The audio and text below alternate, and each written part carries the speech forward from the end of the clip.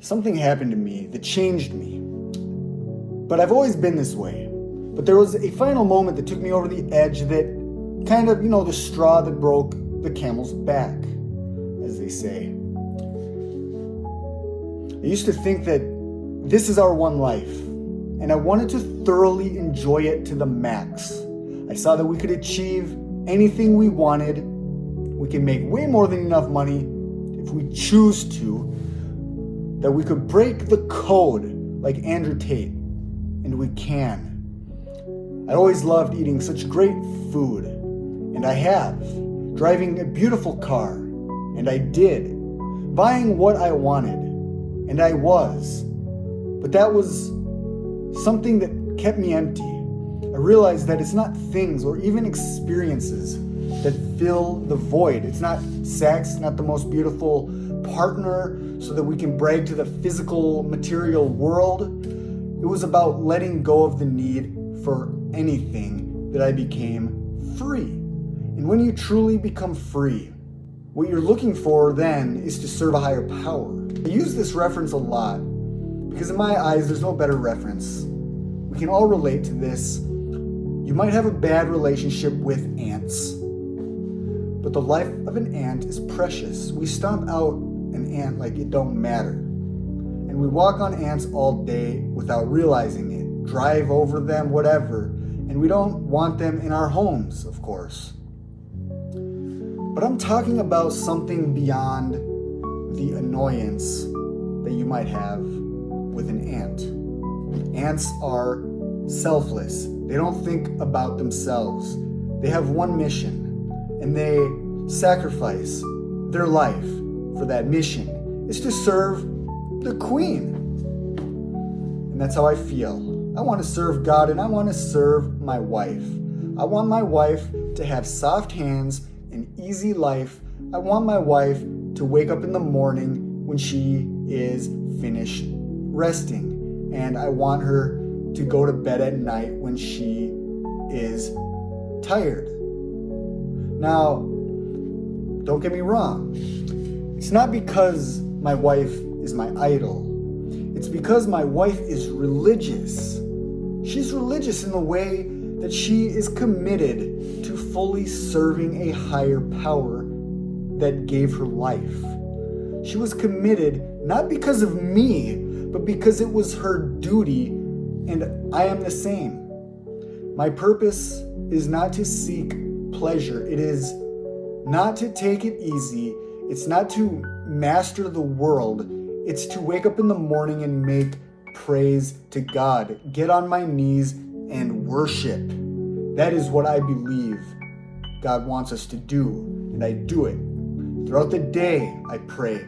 My life revolves around bringing God into this world.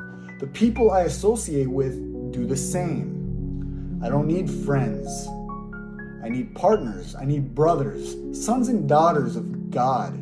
I used to dream of my perfect physical reality. I used to desire the pleasures of the world. And many people will only ever desire to taste the greatest foods, to travel all over the world, to experience many different cultures, and that's great. I can relate. But for some people, obviously not all, not even close, we don't come to that point where you let go so deeply because we have one life. The purpose is to live, and my mission is to live well. At least that's what I used to say, but my desire has changed. My purpose is to bring God into this experience through me, and my mission is to do it well.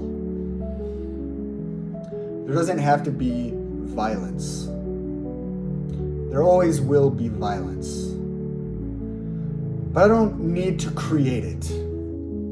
I can and I will witness it, and I may speak harsh truth. That's just my personality. At least it is right now. My entire life, I've had to fight for anything. It's my nature to be aggressive. But it's also my nature to be kind and empathetic. Truly, that is where my messages come from. It's compassion. If I ever raise my voice to the screen, I'm not yelling, I'm begging. Why? It's because I know what peace is, and I want you to have it. Live and let live. People are going to do what they're going to do. I cannot control anyone but myself.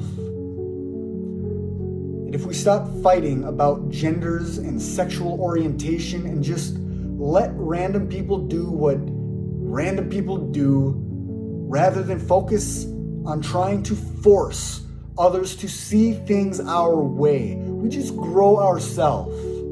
I mean, look, the world is always changing. People change like the seasons.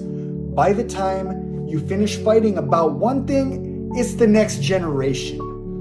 And you know what? That generation is going to bring the next batch of cray-cray, all right? I notice many people always like to say this is the worst time for this or that, or things are really crazy, or people have really lost their minds. No, they haven't. You said the same thing in the 60s. You said the same thing in the 1920s. People were saying it in the 1800s, and there were philosophers in the 1600s saying the same thing. You want to know the real truth? It's human nature. It's unevolved human nature fighting against itself. Will we ever wake up as a collective? Who knows? And you know what? Who cares? You want to know what's important?